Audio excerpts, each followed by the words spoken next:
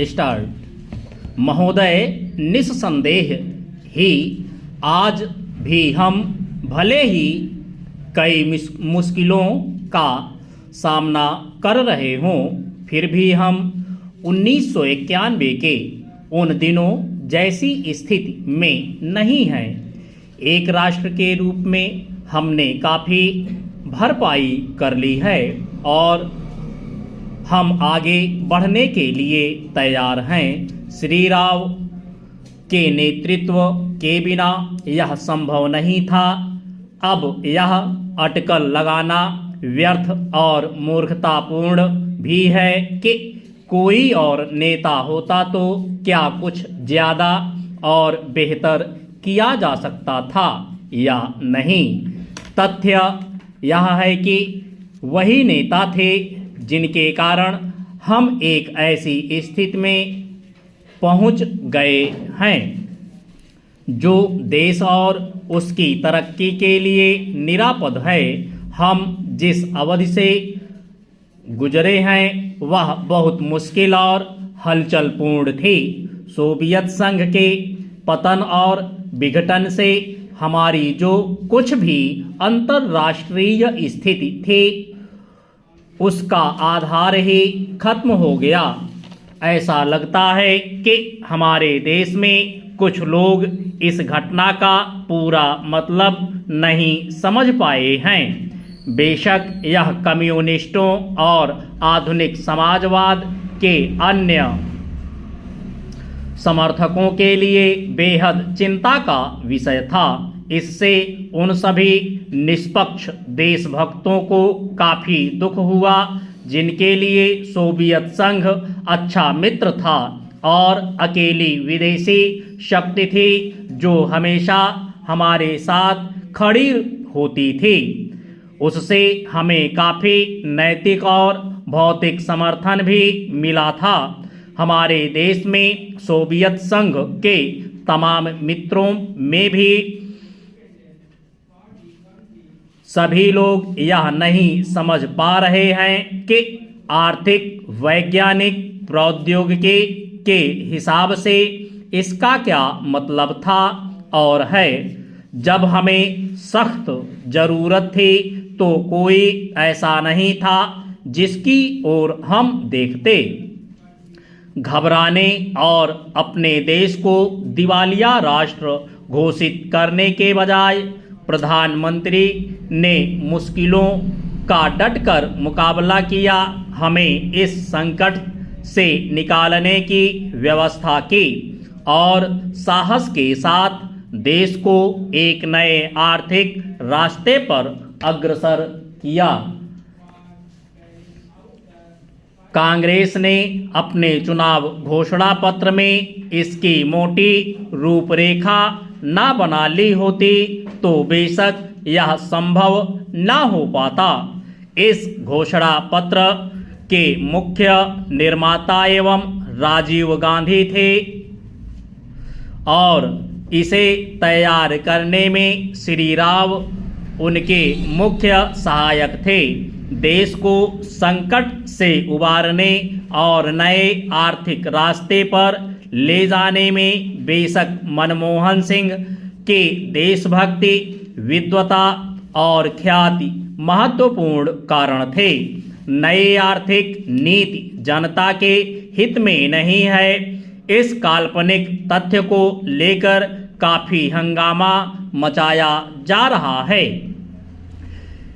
इसके उलट अगर उसे अपेक्षित ढंग से लागू नहीं किया जा रहा है तो इसकी वजह यह है कि जनता के नाम पर हर तरह की आंशिक और कारपोरेट मांगे पूरी की जा रही हैं। प्रधानमंत्री ने दो महत्वपूर्ण तरीकों से नई आर्थिक नीतियां बनाने में अपना योगदान दिया है। सबसे पहले तो उन्होंने नई नीति लागू करने के लिए मध्यम मार्ग अपनाने पर जोर दिया है। नए आर्थिक कार्यक्रम को लागू करने में उन्होंने जो दूसरा महत्वपूर्ण योगदान किया है वह है इसके पक्ष में राष्ट्रीय सहमति बनाना।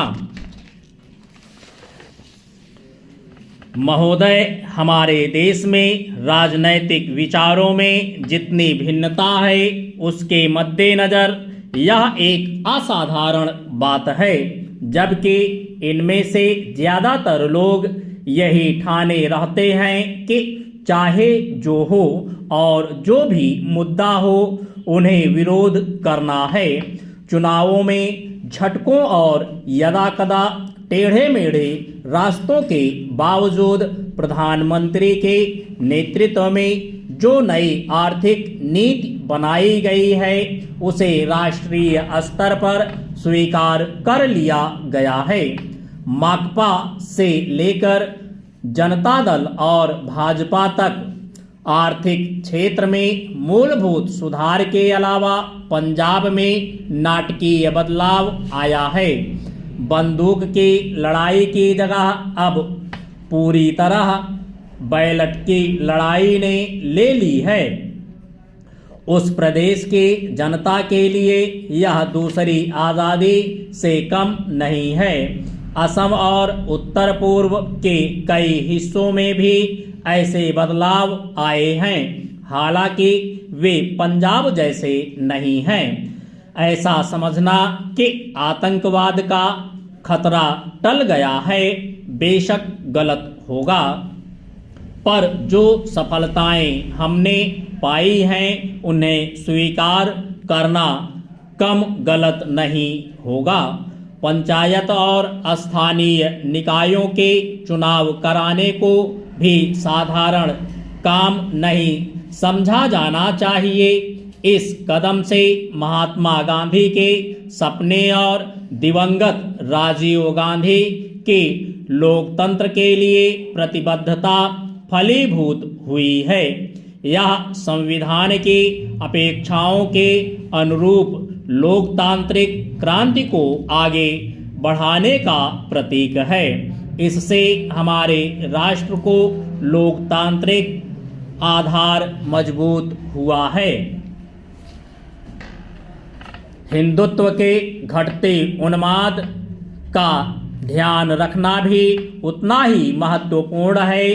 भाजपा और शिवसेना को चुनावी सफलता भले ही मिल गई हो, पर राष्ट्रीय स्वयंसेवक संघ का नेतृत्व भी मानता है कि उसका मुख्य कारण कुछ राज्यों में भ्रष्टाचार, बढ़ती कीमतों, बेरोजगारी आदि जैसी सामान्य समस्याओं से निपटने में कांग्रेस सरकार की नाकामी थी, न कि सांप्रदायिक भावनाएं।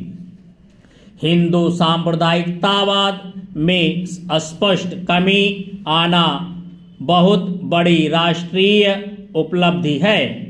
इन सब से महत्वपूर्ण है सार्वभौमिक मामलों में भारतीय व्यक्तित्व का फिर से उभरना। इसके आयाम हमारे विदेश संबंधों में आर्थिक अंश की वृद्धि से कहीं अधिक है। चीन से संबंध लगातार सामान्य होते जा रहे हैं। भारत ईरान संबंध फिर भी कायम हो गए हैं। इसी तरह दक्षिण अफ्रीका के साथ परस्पर लाभ के सहयोग की नई संभावनाएं बनी हैं। अमेरिका और अन्य विकसित पूंजीवादी देशों से सहयोग बढ़ाने की दिशा में समुचित ध्यान दिए जाने के बावजूद किसी भी मसले पर हम नहीं झुके हैं।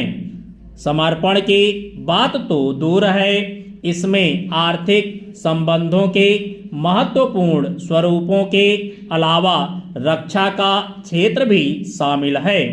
इसका सबसे ताज़ा उदाहरण परमाणु अप्रसार संधि के मामले में हमारा अपनी नीति पर कायम रहना, जबकि इसके लिए हम पर कई दिशाओं से भारी दबाव डाला गया।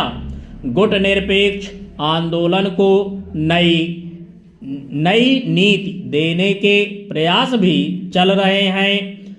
इन सब उपलब्धियों को मिलाकर एक वाक्य यह है कि प्रधानमंत्री ने सबसे बड़ा काम यह किया कि हमारे देश में शासन पुनः स्थापित कर दिया और लोकतंत्र को सुदृढ़ बनाया।